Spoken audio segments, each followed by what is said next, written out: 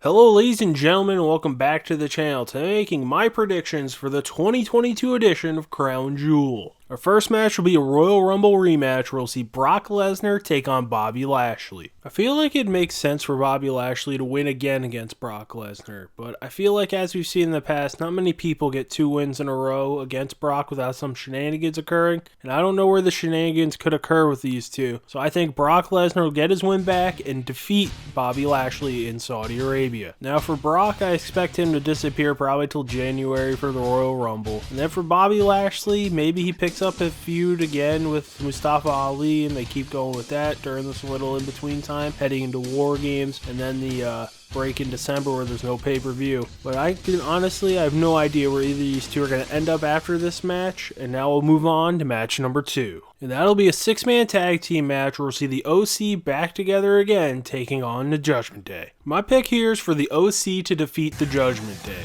With them just reforming, I feel like they need a win, and this would go a long way in helping this feud. I can also see Dominic Mysterio be the one taking the fall, and then him and Rhea Ripley going off into more things. So now we'll move on to our next match. And that'll be the Battle of the Giants where we'll see Braun Strowman taking on Omos. And I think the winner of the greatest Royal Rumble will defend his crown and become the top giant when Braun Strowman defeats Omos. With Braun just coming back, it makes all the sense in the world for him to win and beat Omos. And now, who knows what happens to Omos here, if he gets lost in the shuffle or gets repackaged into something else. But when it comes to the Battle of the Giants, I think Braun Strowman will be walking out the winner here at Crown Jewel. So now on to match number 4. And this will be a steel cage match where we'll see Drew McIntyre take on Karrion Kross. I still think, even with the cage, that Karrion Kross will be defeating Drew McIntyre. With a steel cage, as we all know, having holes in it, I still think shenanigans could be afoot here with Karrion Kross. Or maybe he gets some supernatural help or powers to defeat McIntyre again. But I just feel like the Karrion Kross comeback tour will continue at Crown Jewel when he defeats McIntyre again. So now on to match number 5. And that'll be a last woman standing match for the Raw Women's Championship where we'll see Bianca Belair defending her title against Bayley. And in this contest, I don't believe Belair will be losing the Women's Championship here. She'll be defeating Bayley to keep her Raw Women's title. Maybe Nikki Cross gets involved in this match, but it feels like Bayley and Bianca Belair were going at it for a really long time. I don't know the official time measurement on how long this feud's been going on, but it feels like a really long time. And I think it'll be going on to the end of the month at War Games, because now we have Damage Control who would need a fourth. Maybe that's Cross, or maybe Belair, Alexa Bliss, and Asuka who will team up and get Nikki Cross on their side, or maybe we get a 3-on-3-on-3 War Games match like we've seen in the past when Roderick Strong was a part of the Authors of Pain for a night. But that would leave me thinking on who the 2 women who could be joining Cross could be. So now on to the Bloodline portion of the show and our co-main event of the evening.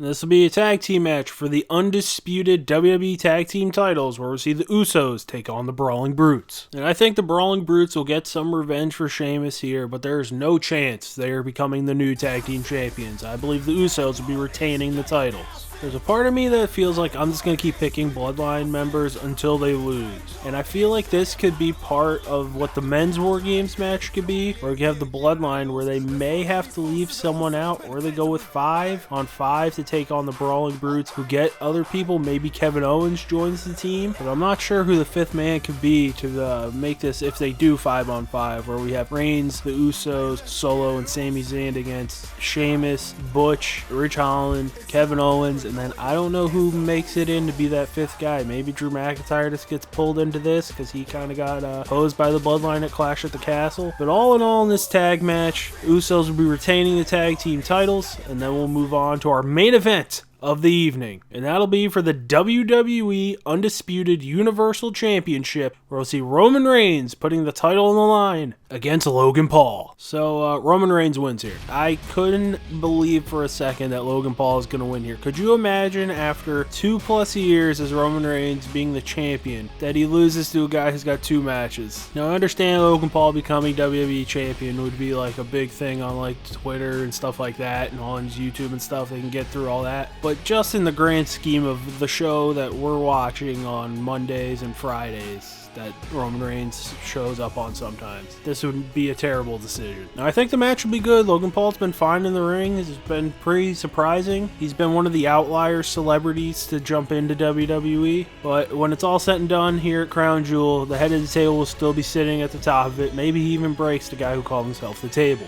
So that'll do it for my predictions for the 2022 edition of Crown Jewel. Leave your thoughts in the comment section below. If you like the video, hit the like button. If you like what I'm doing on the channel and want to see more, hit that subscribe button. And as always, thanks for watching.